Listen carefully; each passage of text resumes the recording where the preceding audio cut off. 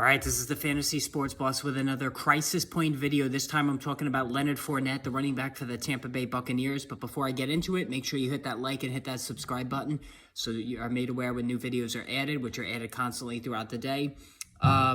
Now, as far as Fournette is concerned, so I've gotten a lot of messages about him. Oh, should I trade him? So, get out from under him. He was terrible against the Green Bay Packers. It was just, the last 2 weeks he's been averaging, subpar numbers in terms of his yards per carry and everything. And my answer to that is, let's just all take a collective breath, okay? There's a number of reasons why I think Leonard Fournette is a major hold, and as a matter of fact, is actually a buy low. In fact, I should have made this a buy low video title instead of a crisis point.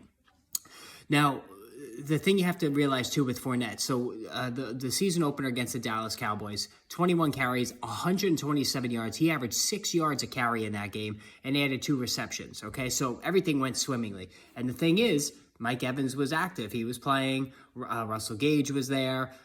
Other than Chris Godwin, well, even Godwin suited up for that game, and then he wound up injuring his hamstring. So they were completely healthy, the Tampa Bay Buccaneers, for that game. And Fournette had his best performance of the season by a mile. Then, week 2 against the New Orleans Saints, 24 carries for 65 yards, 2.7 a pop. Another 2 receptions. So the yards per carry sank big time. He was still getting the heavy workload, but no Chris Godwin, who was out injured. No Julio Jones. Jones also played the season opener and did not play week 2 or week 3.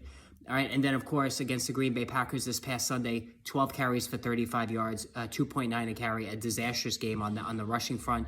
Added 5 catches for 35 yards to kind of salvage things at least a little bit in PPR leagues.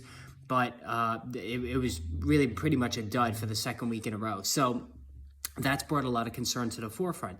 Is Fournette old? Is he just, lost a step? Is Rachaad White going to be a thing eventually?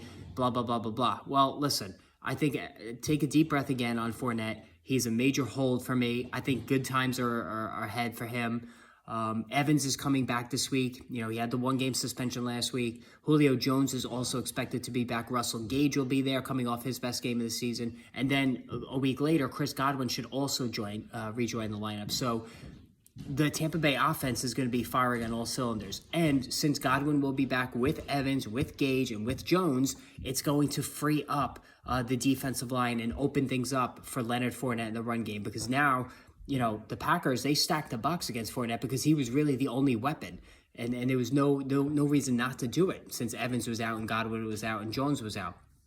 Going forward, with all these guys back in the field and stretching the field, defenses are not going to be afforded that luxury of stacking the box against Fournette. So Fournette will get his lanes. He's always going to get the high amount of carries, and his receiving game is very underrated. 70-plus catches twice in his career. Rachaad White is just a bit player. He's only there as insurance. If you're a Leonard Fournette owner, you have to have Rachaad White if you are a Leonard Fournette owner, just for the insurance aspect of it. But that's about it. So again, hold Fournette. Buy low on him, whatever you need to do. He's going to be just fine. Take a breath. The guy will give you the numbers by the end of the season. All right, again, hit that subscribe, hit that notification button. More videos on the way. Live stream tomorrow.